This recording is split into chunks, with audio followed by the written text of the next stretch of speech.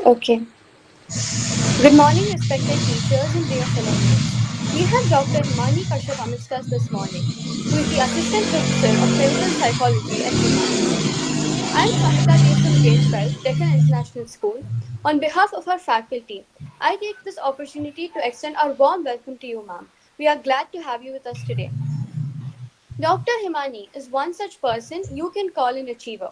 She has acquired so many feathers to her cap in the field of psychology on national and international levels. She is currently serving as a clinical psychology consultant at NIMHANS. She is working in the adult psychiatry and mother baby inpatient ward. Apart from this, she is also working in NCWB, which is Nimhan Center for Wellbeing. While in Australia, Dr. Himani served as a senior neuropsychologist in the Victorian Rehabilitation Centre, clinical neuropsychologist in the Melbourne Clinic, and as a research fellow in the National Neuroscience Facility.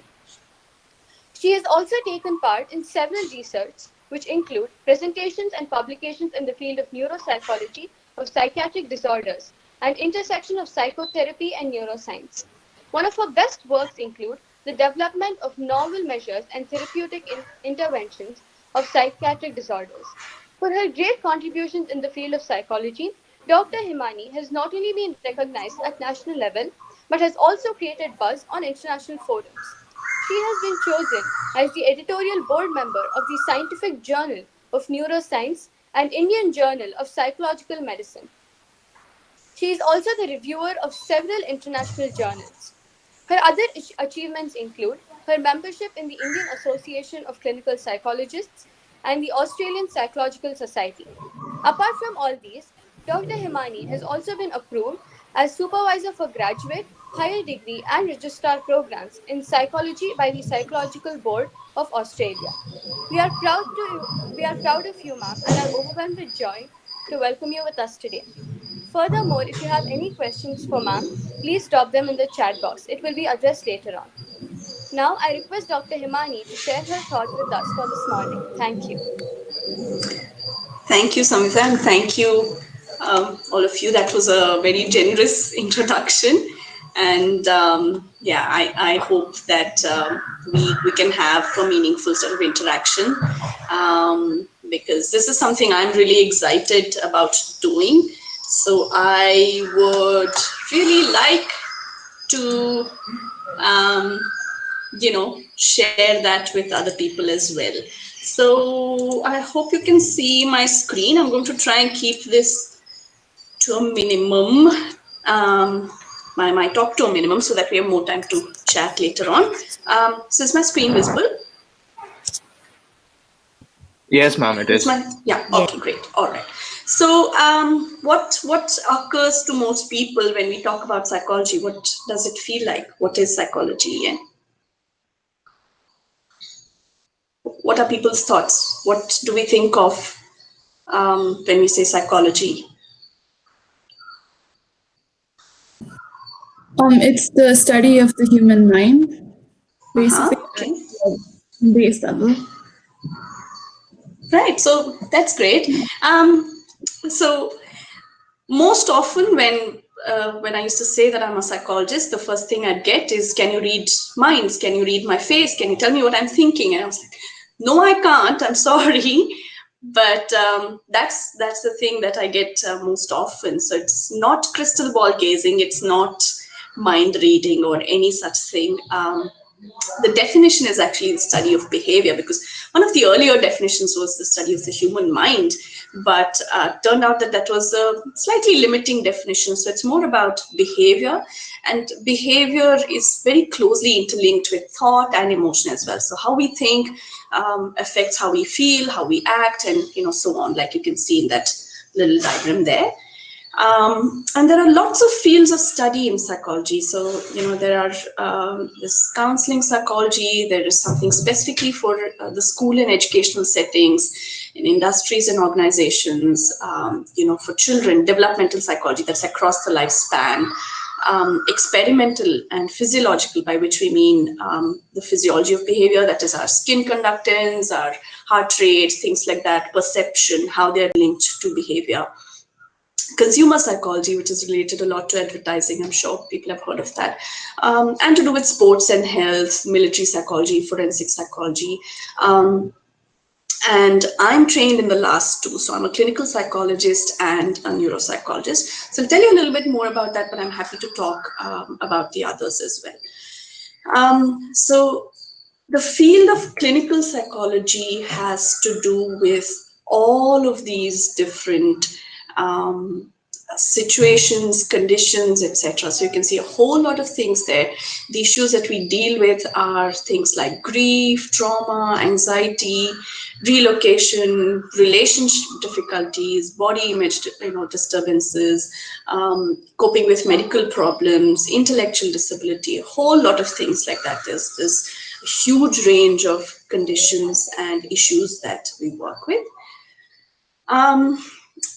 So the kind of work that I do, we have so I'm part of the adult mental health services at NIMHANS, and we have a different schedule for each day of the week. So like I said, I'm attached to Unit 4. So our schedule is sort of like this, certain days of the week we see inpatients, certain other days we see outpatients in the outpatient department. And we also have academic programs. So I also have to teach, postgraduates in clinical psychology. And we have,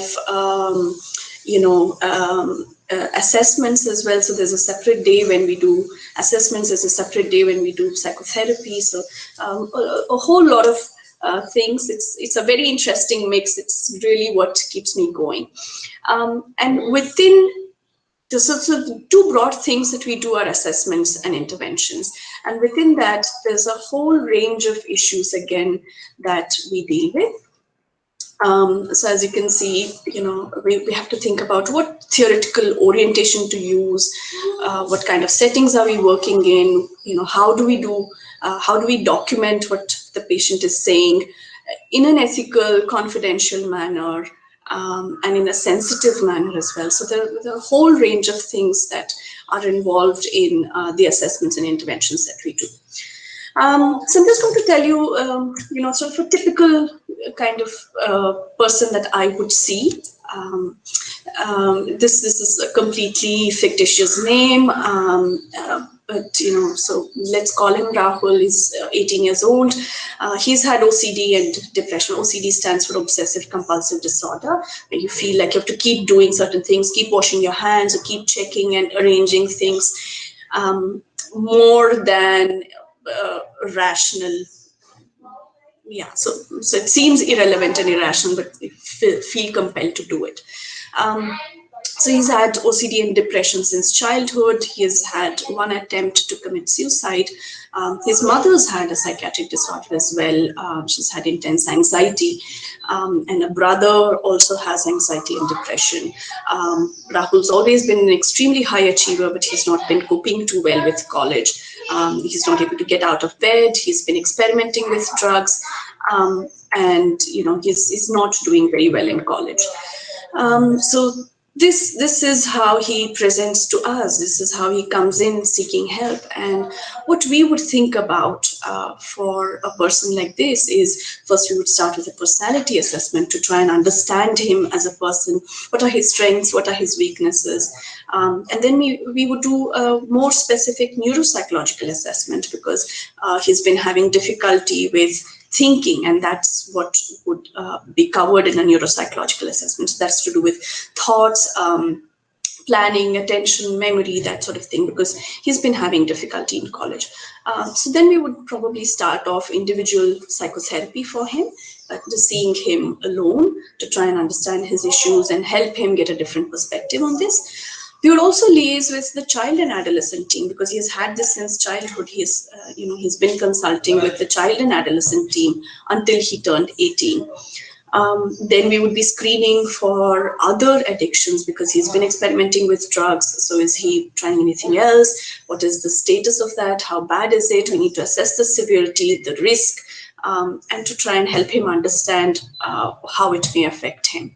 And then we may refer him for family therapy, because it looks like there are a lot of issues within the family. The mother also has an illness, the brother has an illness.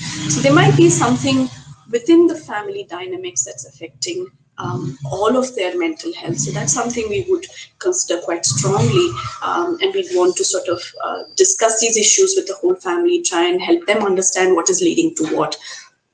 We may have separate sessions with the mother and maybe a separate review for the brother to see if they currently need individual psychotherapy as well.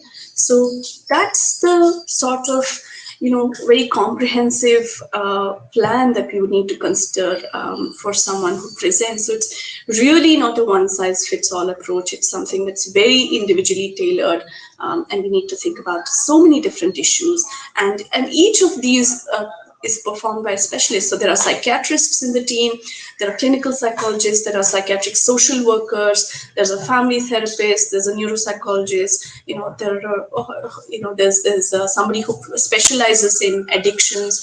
So each of these is a specialization in itself.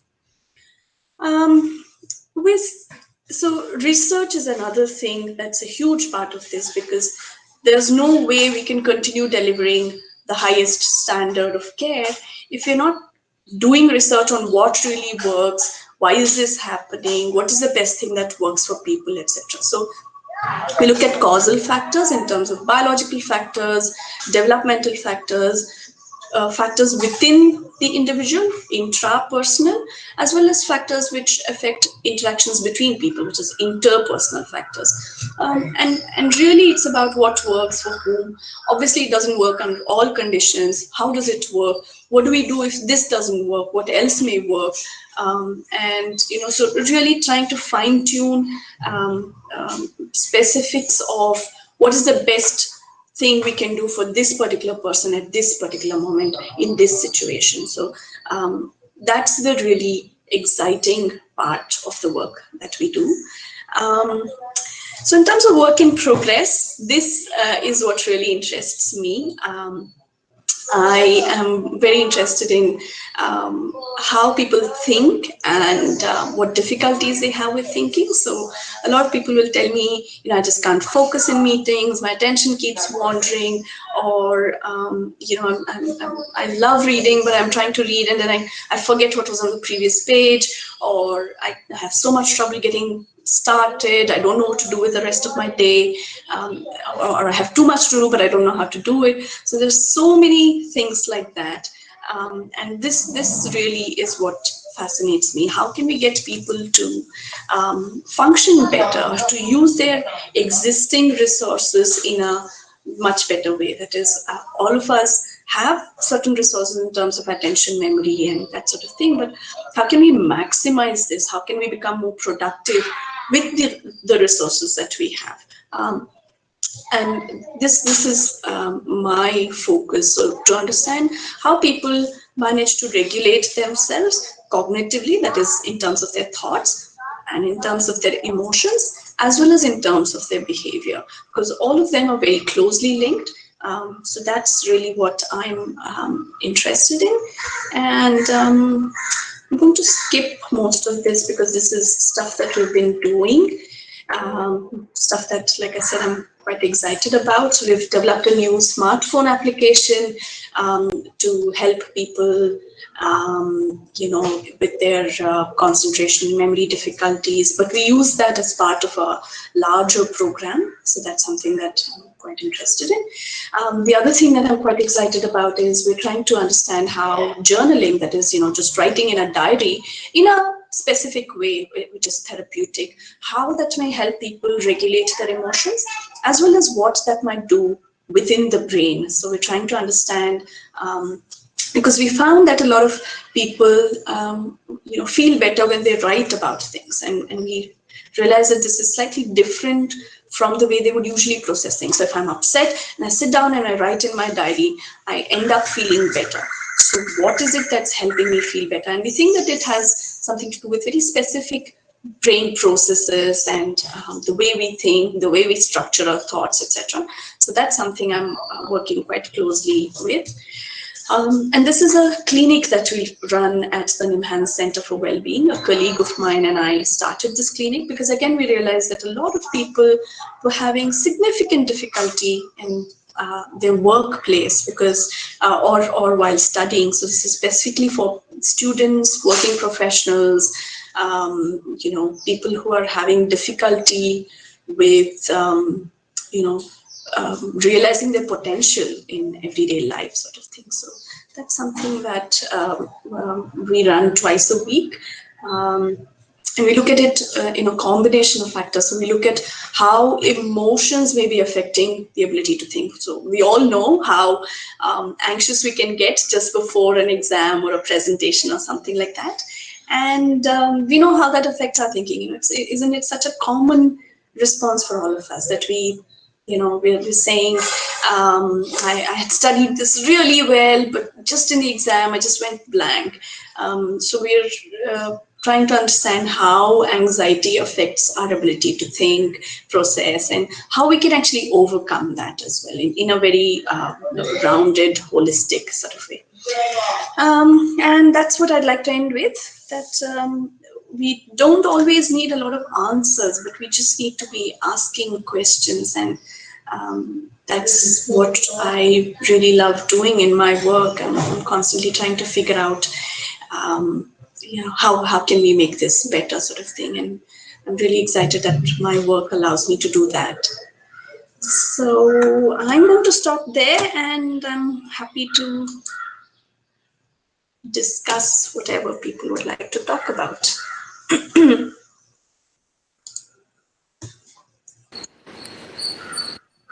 Okay, so now that we do not have any questions from the chat box, I think we can go ahead with the questions that we've already gathered. Kamya Sandeep from SS1 will be starting with the question session. Yes, ma'am. So, as a psychologist, you see and hear a lot of like disturbing things that might affect you. So, how do you cope with it? Um, the I think the training in psychology is quite a long one, Kamya. So you're not plunged straight into it. You're not plunged straight into seeing people with a lot of problems to start with. The training is structured in such a way that throughout the bachelor's and master's, you learn more theory, and you learn to sort of administer psychological tests and interventions and that sort of thing with just friends and neighbors and people like that. So my friends have really gone crazy, because every single one of my exams throughout my graduation and post graduation, I would be dragging them along to be my subject. So they'd have to sit in front of me and take my tests, and they were like, oh my god, every single time, I'm tired of this, when are you going to finish, sort of thing. But it's also a little interesting, because it's stuff that they find out about themselves, little personality tests, little problem solving tests and things like that. So we start off training with in more comfortable settings. So you get used to doing that, not messing up the test, because it can be quite tricky and complicated sometimes. So at the end of it, you're like, oops, I forgot to do that, I should have done it some time ago. So there's so many things like that. And then you gradually start getting used to doing it with patients. And again, you're not plunged into seeing the most difficult patients to begin with. Most often the people we see would be people that we can sort of handle, and there's always a lot of supervision. So there is so we in Enhance, the structure is sort of three-tiered. So there's so as a trainee who'd be doing an MPhil in clinical psychology, I would be seeing patients, but then I would be discussing with a PhD scholar, who has a little bit more experience than me. And then I would be discussing with a consultant, so there really is a lot of opportunity as a trainee to get used to doing this work, and coming back and debriefing, and talking about how things could have been different, etc. So it's a very gradual process, and I still keep notes at the end of each session. That's something that really helps me debrief. So after every person that I see, every client that I see, I go back and I write my notes, and that's the time when I process what's been happening in the session, and what's happening for the client, what's happening for me, how my own experiences, lived experiences could be playing out in sessions, that sort of thing. And what's also recommended for psychologists is lifelong supervision. So you always need to have peers that you can reflect on all of this with. And I'm really happy that I have some very good colleagues that I can reflect with, and I also have some very experienced people who do intensive psychotherapy, so I can discuss with them as well. Thank you, ma'am. I also want to know who or what really inspired you to take psychology as a career? Okay, I haven't actually got this on before, but both my parents are clinical psychologists. So when I was really little, obviously didn't really have great childcare then, so they would take me along to the clinic. So the clinic had actually a waiting area and 2 consultation rooms. So I would be sitting in one of the consultation rooms while they were seeing clients in the other one, or just one of them, like my mom usually. And I couldn't hear anything that was going on, but I would see people leaving looking very happy and sort of settled, because when they came in they'd be looking more anxious and distressed and so on. And I remember once somebody came in with a big basket of fruits, and I was asking my mom, what's that for? And she said, oh, they got better and they were very happy, and they left us a basket of fruits and that sort of thing. So I think that's where it really started. But along the way, I think just after I think very early on in high school I decided that I wanted to do journalism, English literature, and psychology. And after that, it was just one after the other. I just got more and more interested in the stuff that came up. So yeah. Thank you, ma'am.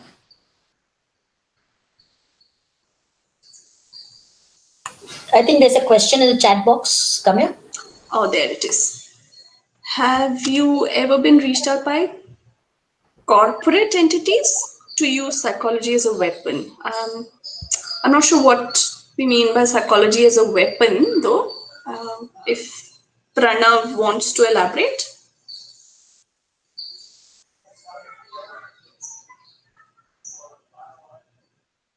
Pranav, if you want to unmute yourself and elaborate, ask your question. Okay. By weapon, I mean they make. Suppose it's a social media app. They. My question was if they could make it more addictive in nature. Some kind of pattern, some kind of algorithm they designed by studying the human mind. So are you talking about gaming apps or Any social app. media apps or any Any app? app. Oh, right. Okay. Um, no, not so much in actually trying to make it more addictive, but my colleague, in fact, deals with technology addictions. So the other side of it,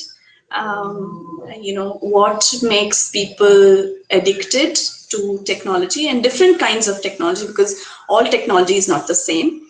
So you can be addicted to gaming or to shopping or the social media, and each of those seems to be associated with entirely different personality characteristics and family dynamics and things like that. So my colleague is trying to understand how and why people may get addicted to technology and what can be done to try and reduce that.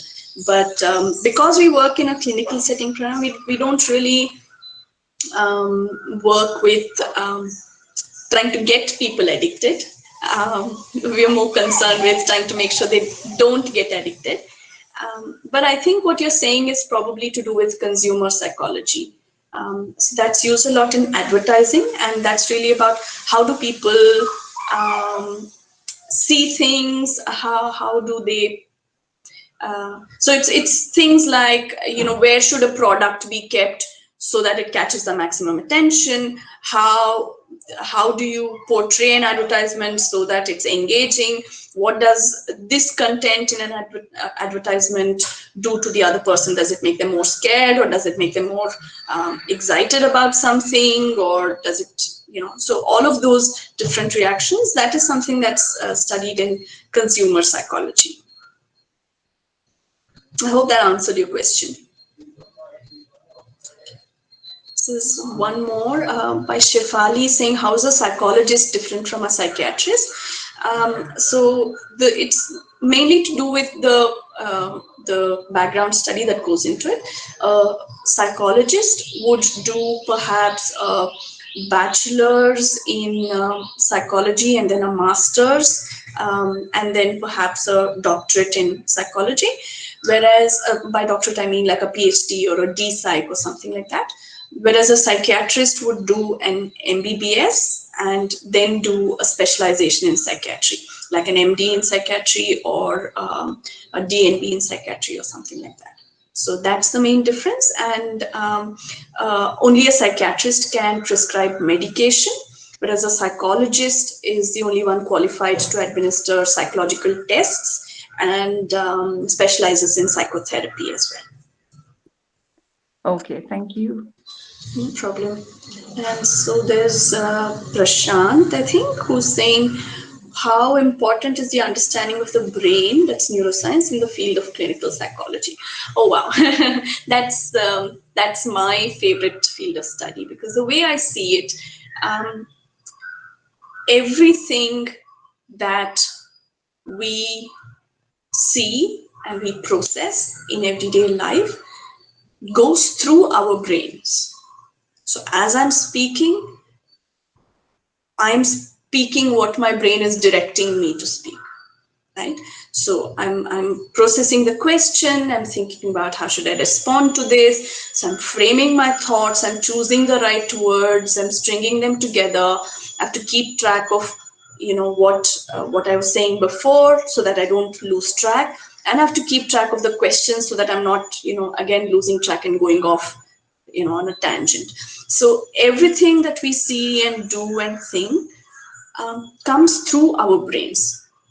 And there's a lot of research now, which is fascinating, on how the mother-baby interactions in infancy affect the brain in unique ways.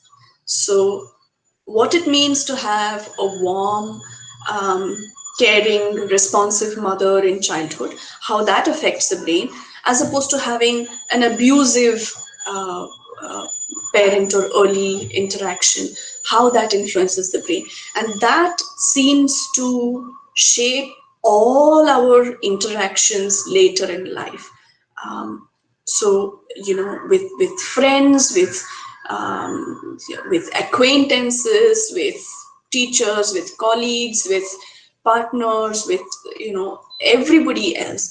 All of those, the blueprint seems to be the interaction in childhood, and that seems to be encoded in the brain. So this is like really fascinating, isn't it? Because we are saying that all of this happens through the brain, because all of these days there has been this strong raging controversy in psychology about whether it's nature, that is what we have in terms of genetics and that sort of thing, or nurture, that is how we are raised, the environment, the outside world.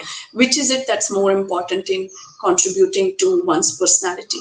But now we're finding that it's not one or the other. Both of these interact very closely. But also, when I say that it's the brain that shapes this, that's not the only thing. We're also saying the other way around, right? So we're saying that the early interactions make changes in the brain, and the brain then affects the interactions we have. So it's a very close two-way process. But also, that's not to say it will never change in life. It is possible to what we call rewire the brain as well. So the brain is quite malleable, and it can keep changing throughout our lives. So it's not that early interactions are unchangeable, they are fixed. So if none of us has a perfect childhood, so it doesn't mean that that's it, it's done. there's no way you can change it. It's not at all like that. So the brain continues to evolve and change, and each interaction that we have continues to sort of change the brain and then continues to shape future interactions. So it's a very dynamic process, and that's what's really exciting. Okay, that's like a little bit of a favorite question of mine, so I tend to get lost in that and tend to go off on a lecture. But anyway, so Samita is asking, how did you initially approach a career in psychology in terms of opportunities, choices, and courses? And have you observed any new paths and opportunities that are coming up to reach the same goal? So in terms of careers, I think it's really expanding now. So to start with, I had to do a bachelor's, like I said, in psychology. And there is a choice of doing either in a science stream, so with, say, botany, zoology, and psychology, or with an arts stream, which is what I chose, so with journalism, English literature, and psychology. And then you go on to do a master's in psychology, and then a second master's, which is a master's in clinical psychology, and then a PhD in clinical psychology, where I specialized in neuropsychology. But you could choose to specialize in, say, child psychology or something else as well. So that's the path for clinical psychology or neuropsychology. But if it was not in a clinical domain, so if you wanted, say, for instance, to specialize in organizational behavior, industrial psychology, or say military or forensic psychology, there are masters for that as well. Right, so you could do a master's in psychology and specialize in industrial organizational psychology, and then go on to do like a PG diploma in HR or something like that as well. Or another thing that's really coming up is forensic psychology. So to answer your second question, new paths and opportunities, forensic psychology is something that's very new in India, and it's sort of in its infancy. And that's something that's exciting. There's a master's in forensic psychology in Gujarat, I think. So there are things like that as well. So health psychology is again something that's taking off a little bit. Sports psychology was quite hot in, I think, the late 90s and early 2000s sort of thing. But again, it's many of these. Right now in India, we don't have a master's, so you might have to do it somewhere else. So I know, like in Australia, there are masters in, so you can do a specialization in health or educational or I think developmental and a couple of others. So clinical psychology is really well developed in India, so it has one of the best programs. It's internationally recognized. But with some of the more esoteric ones, you might have to think of a master's elsewhere. But there are more coming up all the time, so that's also something to think about. And Tanya is asking, what's the difference between taking up psychology from the science side and from the art side? No difference at all in terms of the psychology content. That is the same, but it's just what else you would like to specialize in. So a lot of people who would want to go exclusively into the neuroscience side of it might choose to do it from the science aspect of it, if that's their real interest. Or if you're more interested in the humanities and that sort of thing, you could take it from this side. But the content of the course does not change. The psychology content is the same. So it's really up to your own interest. What's like the scope in like career-wise from both sides? Again, like I said, there's not a huge difference. It's really about what you want to do with it later on. So if you wanted to do more therapy and counseling and that sort of thing, might help to do it more from the art side. But having said that, I have friends who've done it with a science stream and are doing completely psychotherapy, so that's perfectly fine as well. But there are a lot of careers in neuroscience as well. So there's a lot of computer simulation of the human brain, and trying to work a lot with technology, so imaging of the human brain and that sort of thing. for which you also need an understanding of psychology. So a lot of people do something that's completely science, and maybe even do like a master's in science or something like that, and then add on a little bit of psychology to what they're doing. So it really is about what you might be interested in. So if you're more interested in working with clients, but the bachelor's doesn't make a huge difference to that. It's really the master's that determines what you want to do. And the master's in Bangalore, in Karnataka at least, is a master's in science. So it's given as a MSc psychology. So you don't get an MA. Whereas in, I think, some other parts of the country, you can still get an MA in psychology. In Bangalore, it is an MSc in psychology. Is that what you were looking for? Yes, ma'am. Yeah. Thank you. Ma'am, I just have a small related question. Can someone from BSc get an MSc in Bangalore or in India? Say that again. Can someone with a BA? Can someone from a BA course get an MSc in India? Absolutely, yeah. That's what I did. So I did a BA in journalism, English, and psychology, and then did an MSc in psychology, because you can't get an MA in psychology from Bangalore. The course from Bangalore University is called an MSc in psychology. So regardless of what you've done in your bachelor's, whether you've done a BA or you've done a BSc with zoology, botany, that sort of thing, you will still get an MSc in psychology. That makes sense? Yes, ma'am. Thank you, ma'am. Okay. And some things are changing as well, because recent changes in the education framework. We're talking about removing the MPhil program, but we don't know whether that will apply to the clinical MPhil that we have at NIMHANS as well. But yeah, so that's a separate thing. Could we have your email? Sure, I can type that here now.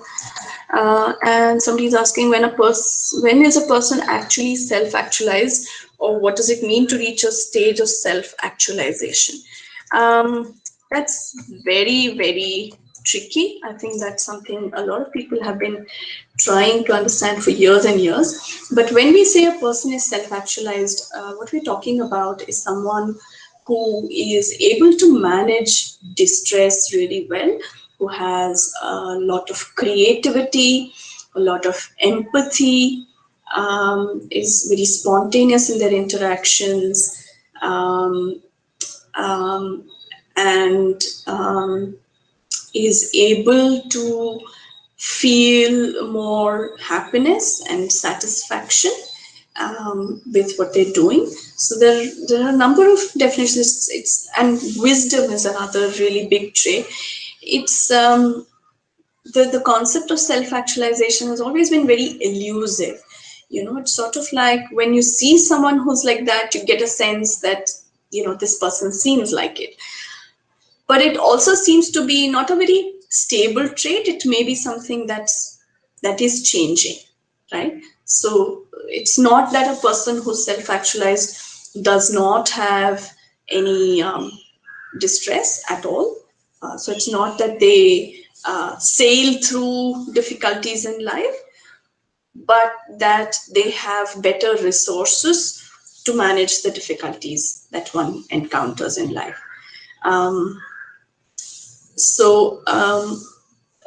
The earlier understanding was that it's sort of like a pyramid, and then you go through the lower levels, and then you're self-actualized, and that means you're fine. You're Buddha now, and you won't have any difficulties ever in your life again.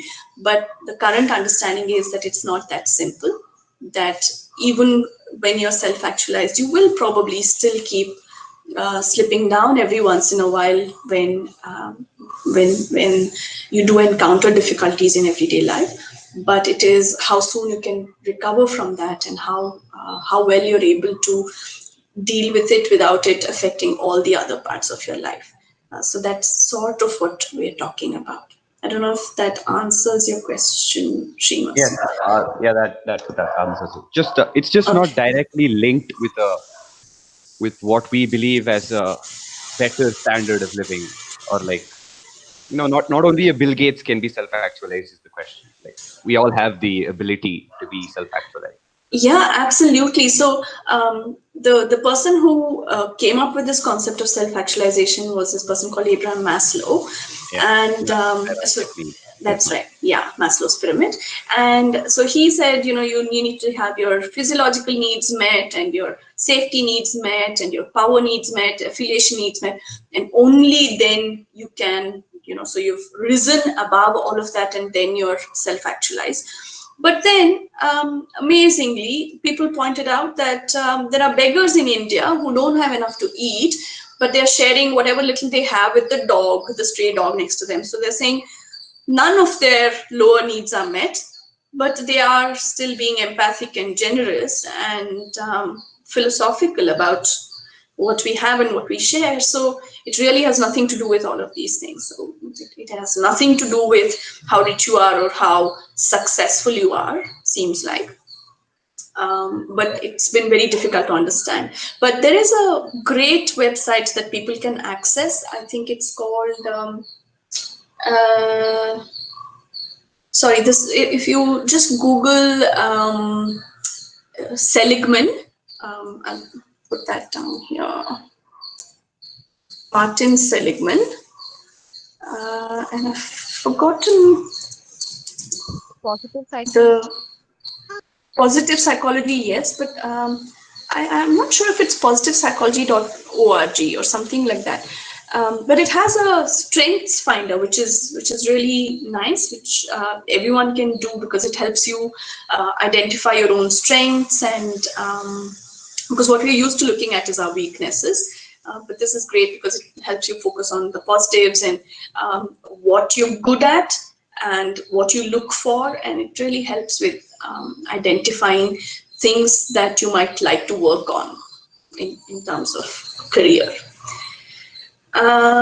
Okay, so Aditya is asking, how did you maintain your emotional bandwidth during your clinic hours? Um, like I said, Aditya, I think it's to do a lot also with some of it is just sort of stress inoculation. You get used to it after a point. I've got more used to crazy days. My son calls it my crazy days because he says you have like 40 people calling you and you hang up one and then you're emailing and then you have this and you have that and something else like that. I think that over time one gets used to it, but also, like I said, what's really helpful in terms of seeing clients is supervision and what we call reflective practice, because it means that as you see a client you also reflect on what it's generating for oneself emotionally, and that's done when we keep our therapy notes. Yeah, like I said, I'm really lucky because I have a very good peer supervision network. As I have a lot of friends who are working in the same field, so I can say, oh, you know what, today I had a fantastic session with a client who's usually very difficult, or I can say, oh, you know what, today's session, so much happened, it didn't go so well. So I can always reach out to people, and it's not really so much about whether you did something right or wrong.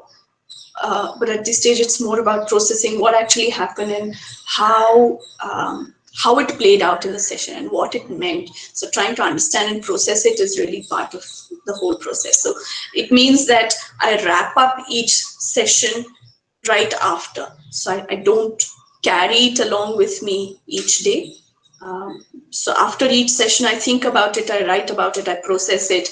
And then maybe I go back and read about it or talk about it if I need to in peer supervision. But I need to sort of, set it aside after that. I can't keep ruminating on it because that means that I'm not there for my next client, because each client deserves my full attention. So if my last session brought up some very difficult things, I can't continue processing it in the next session as well. That's not fair to my next client. So that's one thing. Okay, I'm going to go through the rest, and I'm going to try and talk a little less because I have to wind up soon. Um, but Shifali is asking if a person has a particular undesirable personality trait. Is it possible to get rid of it through consultation? I wouldn't call it getting rid of it, but like I said, personality is definitely malleable.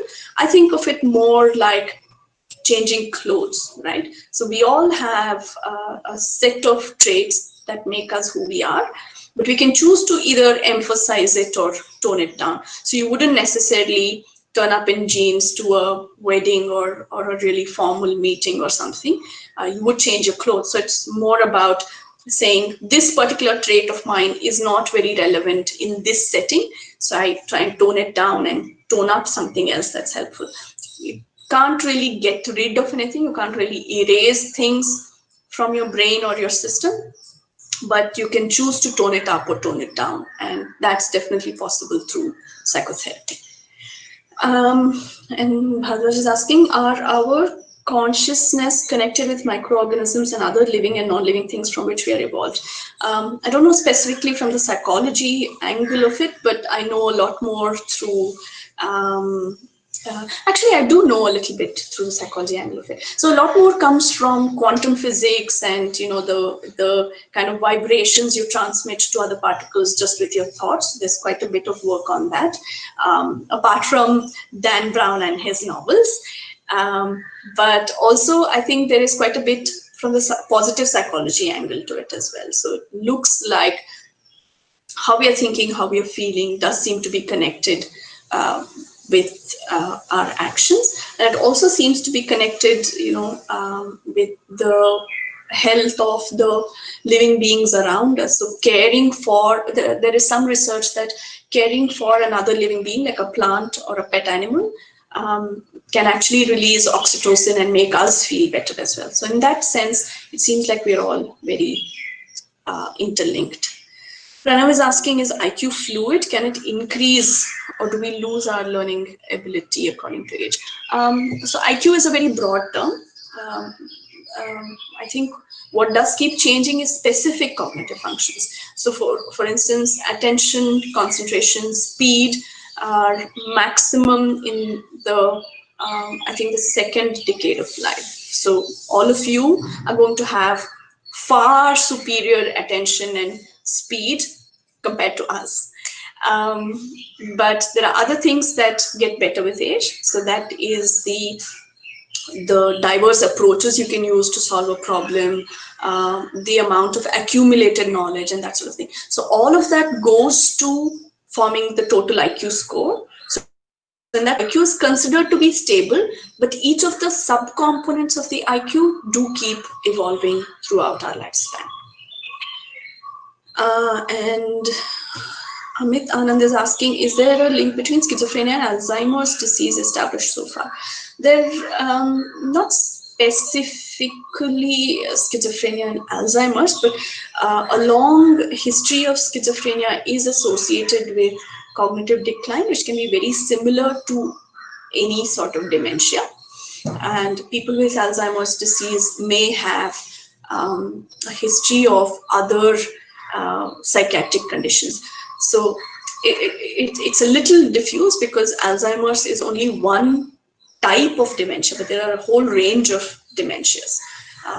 So having a long-standing psychiatric condition, particularly like schizophrenia or something that is extremely disabling, can make one more vulnerable to some kinds of dementia, but perhaps not specifically Alzheimer's. I'm not sure if there's a link. How upcoming is a field of wildlife psychology around the world? Around the world, I would say quite a bit. In India, I'm not so sure. But yeah, there's, sorry, one of the things I forgot to mention is comparative psychology, which is animals versus humans as well. But I'm not sure of any specific courses, but I'm sure there's quite a bit happening in many parts of the world. So I'll probably have to look up that one specifically. Pranav's also asking about movies such as The Joker, shows like Sacred Games portray characters with mental disorders. Do you think their portrayal is accurate? I haven't actually watched these, I'm sorry, but I'm not so sure. One thing I didn't like though is what's that movie, Dear Zindagi. I thought it was a very romanticized kind of perception, and I was thinking, this is really not how therapy works. I wouldn't be going on a bicycle ride with my client or going to the beach with my client or something like that. So that I thought was not accurate at all. Dear But Zindagi. sorry. Yeah. Dear Zindagi was that movie. Yeah, that's the one. Yeah, but I'm not very sure about exactly how things are portrayed in the Joker. But I think there's a lot more awareness, certainly in movies now. It's not like it used to be before that. And mental illness is also expanding in its definition. We know a lot more people who are depressed and simply withdraw from things. It's not like they're acting crazy and running about shouting. I think that's a completely unfair portrayal, but there are a lot more very subtle forms, and in fact, 30% of people could have had a depressive episode in their lives. That includes all of us. At some point in our lives, we may have a depressive episode. That's one of the most common psychiatric conditions. So, opinion on stigma. So I think that's very related to what I was just saying right now.